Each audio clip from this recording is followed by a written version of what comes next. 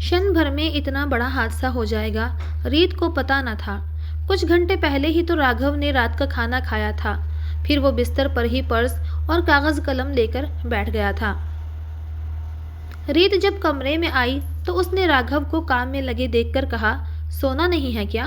उसकी बात सुनकर उसने रीत से कहा था कि वो और पीहू सो जाएं, उसे कुछ हिसाब लिखना है, उसके बाद ही वो सोएगा।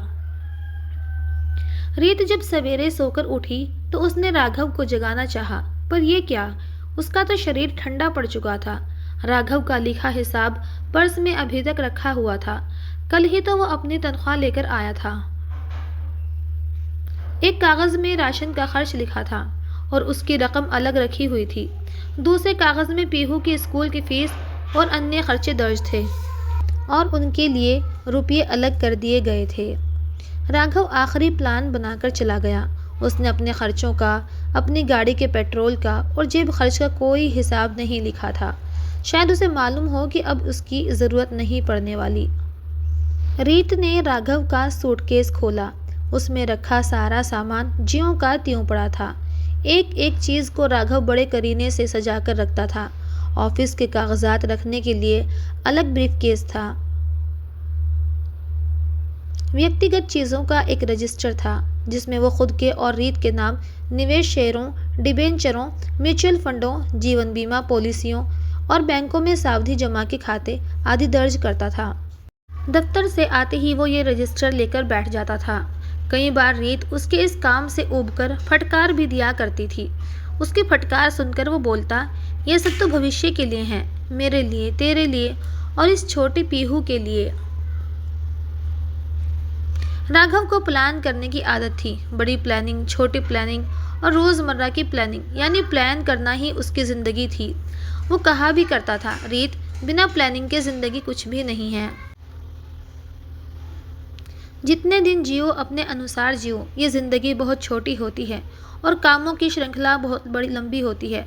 अपने सोचे हुए काम अगर पूरे नहीं हुए तो मन में मलाल रह जाता है। इसलिए कामों को चुनना है, जितने ज़रूरी लगे उतना ही पूरा करने की कोशिश करें, बाकी छोड़ें, वो तुम्हारे नहीं हैं, वो बस मोह हैं। इस मोह को त्यागना है और अपनी ज़िंदगी को अपने प्लान के हिसाब से जीना है। सचमुच तुमने मोह त्याग दिया राघव, अनायास रीत के मुख से निकला। तुमने प्लान किया मुझे अकेले छोड़ने का, ऐसा स्वार्थी तुम्हारा प्लान निकला। तुमने सिर्फ अपना प्लान किया, मेरी ज़िंदगी की भी प्लानिंग करके जाते। अपने पर्स को दफ्तर से ही आते ही राघव इसी सूटकेस में रख दिया करते थे। सूटकेस खोलते ही रीत को वो पर्स मिल गया। धीरे से रीत ने पर्स खोला। एक रंगीन पासपोर्ट साइज में राघव का आइडेंटिटी कार्ड देखते ही उसकी आंखों से आंसू छलक आया। कहते हैं कि जीवन मरण प्रकृति के हाथ है, आदमी चाह कर भी कुछ नहीं कर सकता। रीत सोचने लगी कि प्रकृति की यह कितनी बड़ी बेईमानी है। उसकी शादी हुए मात्र 5 साल ही तो बीते हैं। एक स्वयंवरा की तरह उसने राघव के गले में वरमाला डाली थी। स्त्री पुरुष का संबंध क्या इतनी क्षणिक होता है? अभी उसने जिंदगी देखी ही क्या है? क्यों प्रकृति ने उसका सुख चैन छीन लिया? उसका कसूर ही क्या है?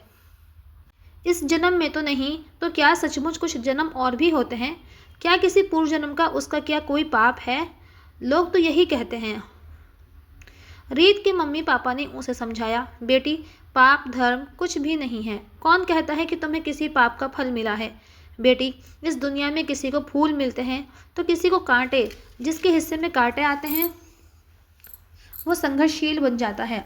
जीवन तो एक संघर्ष है, इसको सहज रूप में लेना चाहिए।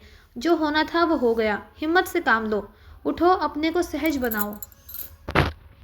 कैसे सहज करने अपने को रीत? ये दुख क्या एक दिन का है जो सुबह होते ही दूर हो जाएगा, अथवा किसी द्वारा छुटकारा मिल जाएगा? क्या वैधव्य से भी बड़ा कोई दुख होता है एक स्त्री के लिए?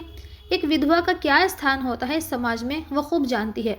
रीत को अच्छी तरह याद है, गांव में उसके दूर के एक रिश्तेदार की भाभी हुआ करती थी जो बाल विधवा थी। लोगों ने उनका सिर मुंडवा दिया था। एक सादा सफ़ेद धोती पहना करती थी वो। घर में उन्हें एक छोटा सा कमरा दे दिया गया था। उस घर के अलावा उन्हें घर में कहीं बैठने या खड़े होने की इजाज़त तक नहीं थी। अपने अंधेरे कमरे से गांव के मंदिर तक का ही बस उनका संसार था। सुबह सूरज उगने से पहले और शाम को सूर्यास्त से पहले फीका उबला हुआ सा खाना एकदम रंगहीन और बेस्वाद उन्हें खुद बनाकर खाना होता था।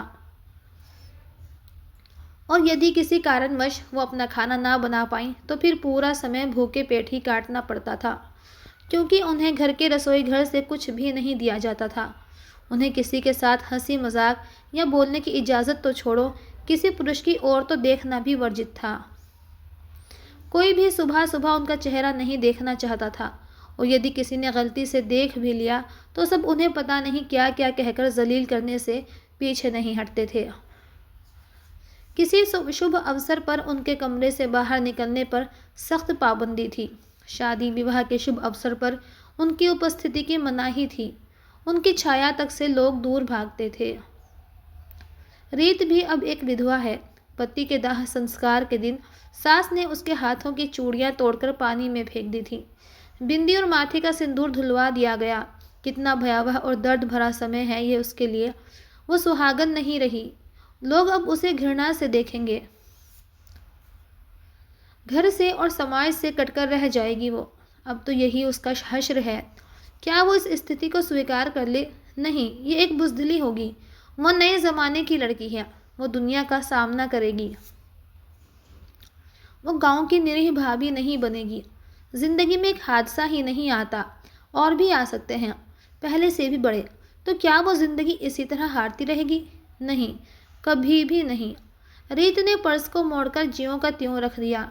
अनायास ही उसका हाथ सूटकेस की पॉकेट में चला गया। इस पॉकेट में राघव द्वारा लाई लाठी एक प्रकार की चूड़ी रखी थी, जो कुछ दिनों पहले वो रीत के लिए लाया था। लेकिन अब वो इन लहठियों का क्या करेगी? किसके लिए पहनेगी? कौन देखने वाला है इन्हें? किसके लिए इन्हें पहनकर सजेगी? जो चाव से लेकर आया था अब वही नहीं रहा। ये सब चीज़ें तो सुहागनों के लिए होती हैं। वो तो अब सुहागन भी नहीं रही। उसे याद आने लगा कि कैसे कभी कभी राघव अपना प्यार जताने के लिए उसे बिठाकर उसका श्रृंगार किया करता था और कहता था कि तुम हमेशा ऐसे ही सज संवर कर रहा करो, मुझे अच्छा लगता है। और रीत उसे तो मानो उसके सीने से लगकर सारे जहाँ की खुशियाँ मिल जाती थीं। राघव जब भी उसे बाहों में समेटता था तो वो अपने सारे दिन की थकान को भूलकर उसमें खो जाती थी। लेकिन अब वो किसके लिए सजे और किसकी बाहों में सिमटकर अपना दुखड़ा रोए? उसकी आंखों से फिर से आंसू टपकने लगे थे। कुछ देर के लिए वो निष्क्रिय हो गई। घर का सामान आदि जब भी कभी वो देखने लगती तो ऐसा ही होता। घर में उलट पुलट करने की आदत उसकी पुरानी है। राघव बार बार कहा करता था, ये क्या तुम घर की चीज़ों की उठापटक में लगी रहती हो? सारा सामान इधर उधर फेंकने लगती हो। क्या तुम्हें और कोई काम नहीं? क्यों नहीं तुम अपनी पढ़ाई फिर से शुरू करती हो? मैं इस बार पटना जाकर तुम्हारे नए कोर्स की सारी किताबें ला देता हूँ। राघव फिर पटना नहीं जा पाया और रीत की पढ़ाई अधूरी रह गई। वो एमए नहीं कर पाई। अब तो और भी कुछ करने का उसका मन नहीं करता। पीहू को स्कूल पहुंचाने का काम आया कर देती है। स्कूल का रिक्शा दोपहर में पीहू को घर पहुंचा जाता। पीहू स्कूल से आती तो कुछ देर के लिए उसके साथ उसका मन बहल जाता, लेकिन पीहू के बार बार पूछने पर कि उसके पापा कब तक आएंगे, वह कुछ भी जवाब नहीं दे पाती। राघव के मृत शरीर को जब शमशान घाट ले जाया जा रहा था तब पीहू सवाल कर बैठी थी, क्यों पापा को इस तरह लेकर जा रहे हैं? उत्तर में रीत बोलती, तुम्हारे पापा की तबीयत रात से ही बहुत ख़राब है, उन्हें अस्पताल ले जाया जा रहा है, जल्दी ही वे अच्छे होकर वापस आ जाएंगे, तब तक तुम बाहर जाकर आराम से खेलो। 1 महीना गुजर गया लेकिन रीत पीहू के सवाल का जवाब नहीं दे पाई। पिछली शाम जब पीहू छत पर बैठी थी तब पीहू ने वही सवाल फिर किया था। अचानक रीत के मुंह से निकल गया, वो देखो, सबसे बड़ा तारा जो बहुत तेज़ी से चमक रहा है, तुम्हें दिखाई दे रहा है क्या? वही तुम्हारे पापा हैं। जब तुम्हें पापा की याद आए तब तुम इसी तारे को देखकर उन्हें पुकारना, वे सपने में तुमसे मिलने ज़रूर आएंगे। इस तरह कितने दिन रीत पीहू को बहलाती रही। कभी कभी वो सोचती कि इस पहाड़ से ज़िंदगी को कैसे जी सकेगी। अब इस ज़िंदगी में रखा ही क्या है? क्या करेगी वो जीकर? किस सुख के लिए वो जिएगी? क्यों ना वो मर जाए, जहर खाकर अपनी जीवन लीला ख़त्म कर दे। मगर 5 वर्ष की बेटी पीहू उसकी नज़रों के सामने आ जाती। नहीं तो उसी दिन जिस दिन राघव का हादसा हुआ वो भी अपना अंत कर लेती। पीहू के लिए ही तो उसको जीना होगा, चाहे जैसे भी हो, दुख से या सुख से, ताने सहकर या फिर लाछन सहकर। वो औरत है, एक विधवा। जिसे समाज बार बार ठुकराएगा, दुत्कारेगा। चल बेटी, यहाँ से अब चल। क्या करेगी यहाँ रहकर अब अकेली? राघव की बीमा और भविष्य निधि आदि का सेटलमेंट तो घर से भी किया जा सकता है। वो मुझ पर छोड़ दें, मैं पटना से ही ये सब काम कर लूँगा। पापा ने उसे साथ ले जाने की जिद की थी। रीत ने उनकी बातों का कोई जवाब नहीं दिया था। वो सोच रही थी कि कितने दिन माँ और पापा अपने साथ उसको रख पाएंगे। 5 वर्ष, 10 वर्ष, फिर उसके बाद घर में 2 छोटे भाई हैं ना। माना वो उसको बेहद प्यार करते हैं। भाइयों की शादियाँ होंगी और विधवा ननद को भाभियाँ क्या सहज रूप में स्वीकार कर लेंगी। वो तो उन पर एक अनचाहा बोझ बनकर रह जाएगी। उसको उन लोगों के भरोसे ही तो जीना पड़ेगा। गांव की विधवा भाभी की ही तरह वो भी सबका तिरस्कार और अवहेलना झेलते हुए जिएगी। रीत की माँ ने भी उसको बहुत समझाया था कि तुम्हारे पापा ठीक ही कहते हैं बेटी, उनकी बातें मान ले और अपने घर चल। हम समझेंगे कि हमारी बेटी कुंवारी ही है, हम सब मिलकर संभाल लेंगे, हम अपनी दुलारी बेटी को पाल लेंगे। तुम अकेले यहाँ कैसे रह पाओगी? बहुत लंबा जीवन है, अकेले सब कुछ करना मुश्किल होगा। अपने पापा की बात मानकर साथ चलो। तुम्हारे भाई भी तुमसे कितना प्यार करते हैं, वे तुम्हें पलकों पर बिठा कर रखेंगे। माँ कहने को तो ये बातें कह गई, लेकिन वे खुद इस बात को समझती हैं कि उनके कथन में ज़रा भी सच्चाई नहीं है। कोई भी माँ अपनी बेटी को ज़िंदगी भर नहीं पाल सकती। उसकी ममता, उसका प्यार उसकी थोड़ी सी ज़िंदगी तक ही सीमित है। माँ बाप आखिर कब तक साथ निभा सकेंगे? आखिर उनकी भी तो उम्र हो गई है, और फिर अपना भार बेटों या बहुओं पर तो नहीं थोपा जा सकता। उनकी भी अपनी ज़िंदगी है, और भाई उसके आगे की जिम्मेदारी उठा भी ले तो क्या गारंटी है कि भाभियाँ भी बिना किसी ताने उल्हाने के उसे अपने पास रखने को तैयार हो जाएं। दूसरों के सहारे रहकर तो वो हर चीज़ के लिए मोहताज हो जाएगी। कैसे वो अपनी बेटी की ज़रूरतों को पूरा कर सकेगी? कैसे वो उसे उज्जवल भविष्य दे पाएगी? रीत गांव वाली भाभी की तरह दूसरों की दया पर नहीं जीना चाहती थी। उसने माँ को 2 टूक जवाब दे दिया था। तुम पापा को समझा दो माँ कि वो मेरे लिए अधिक चिंता ना करें। वे खुद ही कितने कमज़ोर हैं। इतनी चिंता फिक्र करने से उनकी सेहत और भी ख़राब हो जाएगी। मैं अपना दुख सहन करना सीख लूँगी माँ। ये तो जीवन भर अब मेरे साथ रहेगा, और आप लोग कब तक मेरा सहारा बने रहेंगे? कभी तो मुझे खुद के पैरों पर खड़ा होना ही होगा। दूसरों के ताने और आलोचनाएं सुनकर कुछ सोचने से बेहतर है कि मैं आज ही अपनी ज़िंदगी के बारे में कोई फ़ैसला कर लूँ। रीत का जवाब सुनकर माँ की आंखें छलछला उठी थीं, क्योंकि इस सच्चाई को तो वो भी नहीं जुटला सकती थी कि समय सदा एक सा नहीं रहता, वह हमेशा बदलता रहता है। फिर उन्होंने रीत से साथ चलने को नहीं कहा। रीत ने बिंदियों के पैकेट से एक छोटी सी बिंदी निकाली और ड्रेसिंग टेबल के सामने खड़ी होकर अपने माथे पर लगा ली। कुछ देर के लिए उसे लगा कि जैसे उसने कोई पाप किया हो। फिर उसने अपने मन को समझाया, वो गांव वाली भाभी की तरह कभी नहीं बनेगी। ये बिंदियाँ तो राघव ने उसको बड़े प्यार से लाकर दी हैं। इन पर तो केवल उसी का अधिकार है।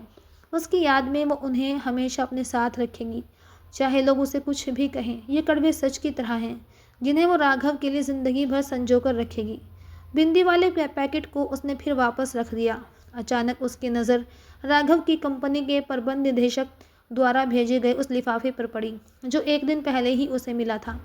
लिफाफा खोलकर उसने पत्र निकाला और पढ़ने लगी। प्रबंध निदेशक ने लिखा था, राघव के असमय निधन से कंपनी के हम सभी लोग दुख से स्तब्ध हैं। आप पर क्या गुजरती होगी इसे हम अच्छी तरह समझते हैं। हम आपसे अनुरोध करते हैं कि राघव की जगह लेकर आप कंपनी की सेवा में आ जाएं।